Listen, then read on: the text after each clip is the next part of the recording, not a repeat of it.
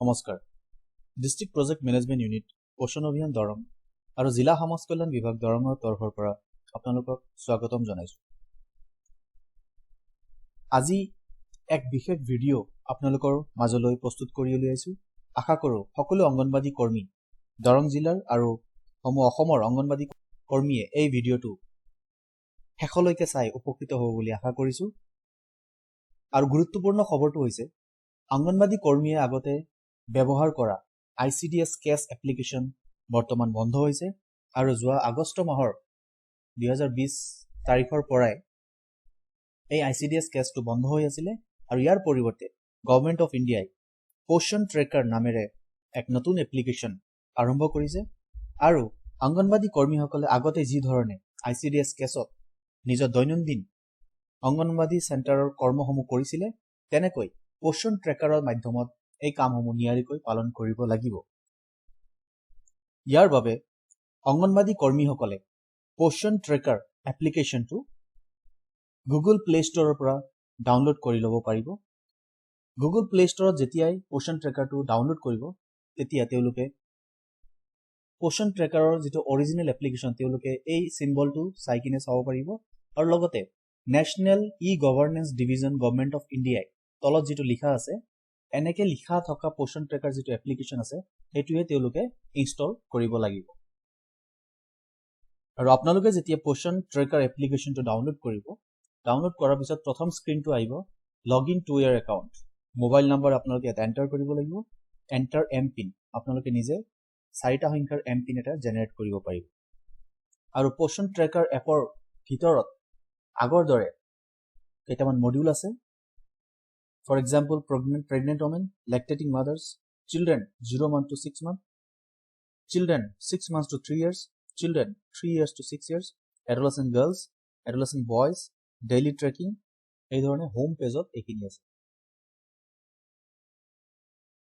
লগতে যেটা official notification letter state project director পোষণ অভিযান অসমৰ পৰা আহিছে to all the district social welfare officer subject regarding new POSHAN tracker app under sir with reference to the subject cited above I am to inform you that Ministry of Women and Child Development Government of India has developed a robust ICT enabled platform namely POSHAN tracker to ensure real time monitoring of provisioning supplementary nutrition for improving nutritional status of beneficiaries and providing real time information for prompt supervisions and management of services.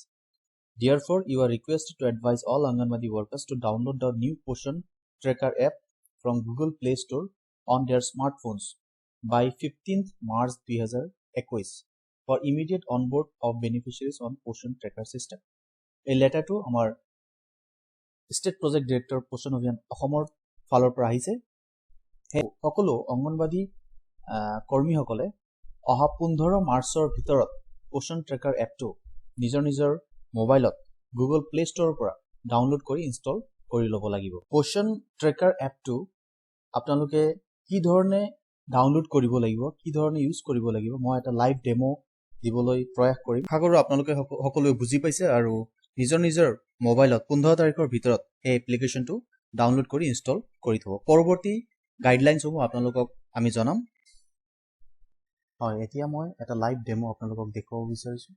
আপোনালোকৰ মোবাইলত থকা Google play ষ্টৰত click কৰিব। আপোনালোকে ইয়াতে click কৰাৰ পিছত ওপৰত search button আহে, চাৰ্চত ক্লিক কৰি আপোনালোকে পোষণ ট্ৰেকাৰ টাইপ কৰিব। আপোনালোকে টাইপ কৰি চাৰ্চ কৰিব।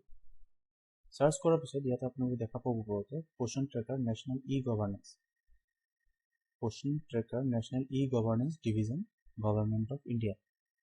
এই এপ্লিকেশ্যনটোৱে হ'ল exact original Poshan tracker application, যিটো গুগল প্লে ষ্টৰৰ পৰা আপোনালোকে ডাউনলোড কৰিব লাগিব আৰু ইনষ্টল কৰিব লাগিব।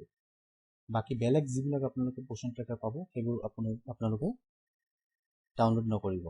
চ' এই পোষণ ট্ৰেকাৰ যিটো লগো আছে, চিম্বল আছে, আপোনালোকে চাই ল'ব ইয়াতে, এইটোহে আপোনালোকে ইনষ্টল কৰিব। এয়া মই দেখুৱাইছোঁ কেনেকৈ ইনষ্টল কৰে। ডাউনলোড হৈ আছে পোষণ ট্ৰেকাৰ এপ্লিকেশ্যনটো, 11 MB হয়। 100% ডাউনলোড হ'ল, এতিয়া ইনষ্টল হৈ আছে, ইনষ্টলিং।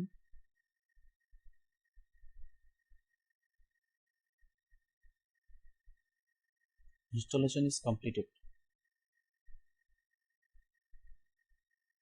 এতিয়া মই আপোনালোকক এপ্লিকেশ্যনটো দেখাই আছোঁ এই ইয়াতে থকা পোষণ ট্ৰেকাৰ এপ্লিকেশ্যনটো ডাউনলোড হৈছে টাচ কৰিলে ইয়াতে